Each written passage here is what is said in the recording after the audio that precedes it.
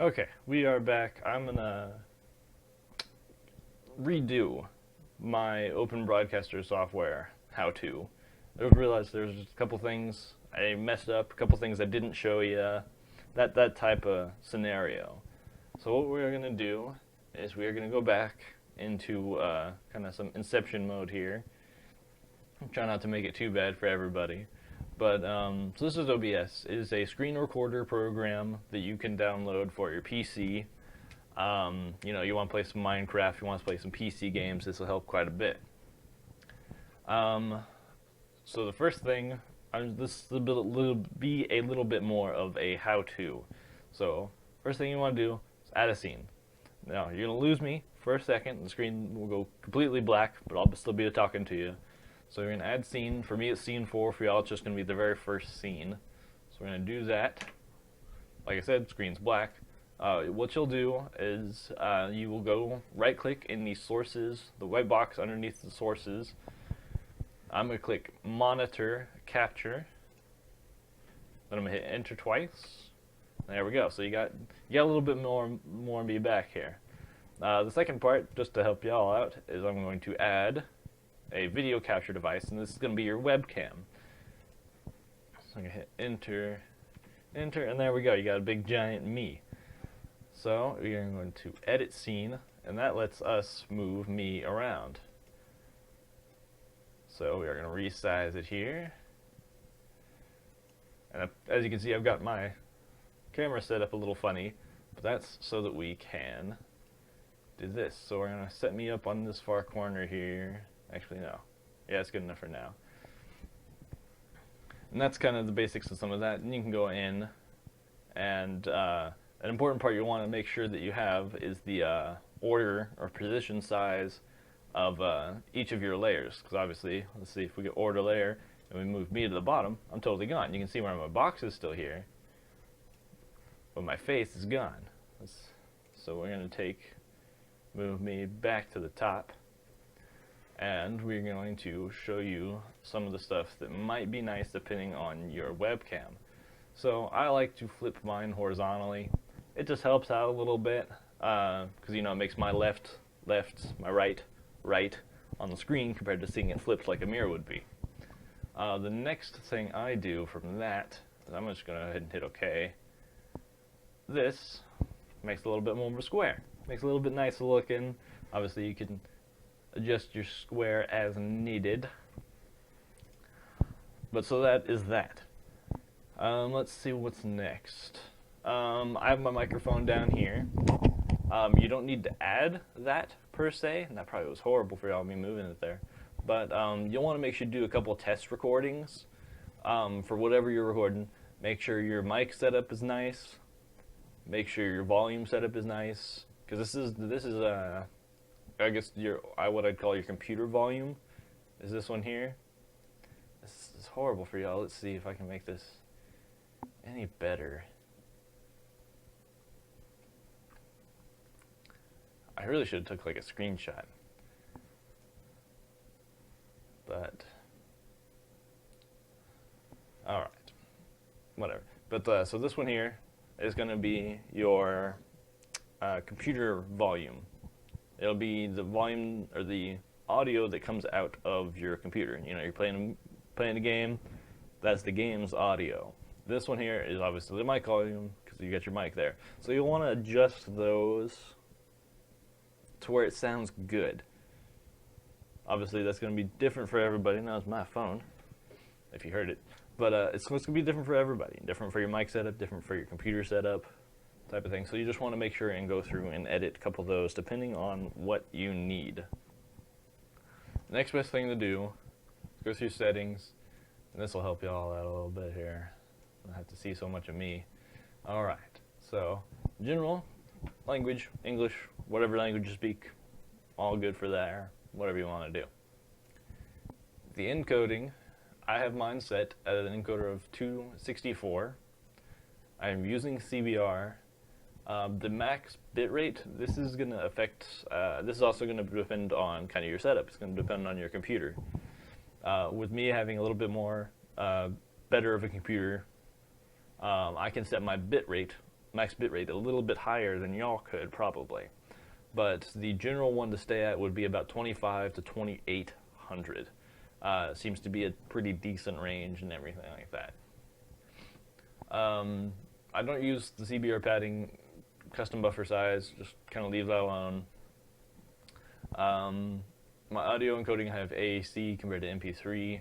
I haven't had any problems with that. Haven't seen any reason to change it because this should be all regular stuff here. Format for audio is 48 kilohertz. Seems about right. Bitrate for audio is 128 and stereo channel audio. For my broadcast settings, this is going to be where you save things, where you tell the things to save it. So mode, we're gonna do it file output only. You can live stream with this, which is a fantastic feature for YouTube. If you get real into it, you can do some live streams on YouTube. File path, this is where you kind of pick exactly where you want it to save. Replay buffer, I think I have it on 1 second. That's not too big a deal. You can kind of change that depending on what you need it to be. Come on, get rid of that. And then the replay buffer size. I haven't used any of this replay buffer. Haven't found a use for it yet, but hey, if you let me know, I'll make some more videos about this. Video, I have my video adapter. This would be, I think it would probably most likely just set up from your computer. It'd be an auto gen thing, because obviously this is my graphics card and this is the only choice I have for it. Custom, this is my monitor size, my monitor aspect ratio is the 1920 from 180. Resolution downscale, I'm not downscaling, I upload in full 180p. It's 60 FPS, so it's the best possible, well, not the best, obviously there's 4K, but that's the best possible average YouTube people should do. At minimum, I wouldn't say go below 720p unless your computer is really struggling, because getting those HD videos out there looks just that much better. Go ahead and save the changes there. Your desktop audio device, like I said, will be that the speaker one that's down in this corner here. But so that'll be, just kind of leave that as default unless you're noticing some issues, because that will be, like I said, your computer's audio. From a video, that's what plays out of the speakers. Your microphone is your microphone. You can either set that up to be a secondary mic. Ooh, that's probably really bad for y'all too. Y'all can probably set that up to be a microphone, like a legitimate microphone, like the one you hold type of thing right here. Or you can, depending on the quality of it, you can use the webcam. Most webcams anymore have some built-in microphone. Generally not the best. I tried using it. It was okay, but with me having walls on both sides here, the echo was really bad. You could just hear it really sounds stuffled, if that's even a word. So I opted for a secondary mic that I've got strapped to my chest here. Show only connected devices is a good idea. That way you're not picking something that doesn't exist. These will depend on your microphone, these settings here. So the push to talk delay, I don't have that because I'm not pushing to talk anything, because I'm going to be talking pretty much the entire time. My desktop boost, I have it set on 4, and my mic boost I have set on 4. I just found that that's what works the best for me. I could actually probably take that desktop boost down a little bit, but the mic boost I've found helpful, and the mic sync offset I have -20. I don't think that's really doing anything now. That was from when I was messing around with trying to get my webcam one to work. Hotkeys. Hotkeys are really fun if you like, I guess I'll call it shortcuts. I significantly enjoy having mine. Ooh, and I didn't know I did that. That's cool. I have my mute mic on a hotkey, so that would be nice. I need to sneeze or cough or something like that. But I have my start recording, and stop recording set on hotkeys. That way, I don't have to move off the web page, or not the web page, but the page that I'm on to start recording. As long as I have OBS open, I hit home for me, and it starts recording just automatically. Now, obviously, you can cut it out with your editing software. It's not that big a deal. I just significantly like shortcuts. Settings for the advanced, I kind of kept most of these The same. The one I do remember changing is my encoding profile and the keyframe interval. The encoding profile, it was high. I was having some problems with it with some games, so you can definitely try it out. Most of the time it should work just fine, but mine was kind of iffy, so I'm switching it to main, and I'm going to see if that'll help me out a lot. And then the keyframe interval, I have set it 2. Like I said, that seems to be what works the best for me. All the rest of this, I didn't touch. I just left it straight. Bass, automatic, and let's see. Oh, no, but let me do that. Okay, I was going to try and get me off the screen here. So let's see, quick sync encoder. I didn't change any of these either. Just keep those as normal. This will be your settings for your microphone, the noise gate. You can set what the open and close thresholds, and that'll be good to a degree. I don't like it much because if you go above or below the certain threshold, it like turns off your mic, and I just found that an extremely annoying feature for me personally. But if it works for you, hey, feel free to turn it on.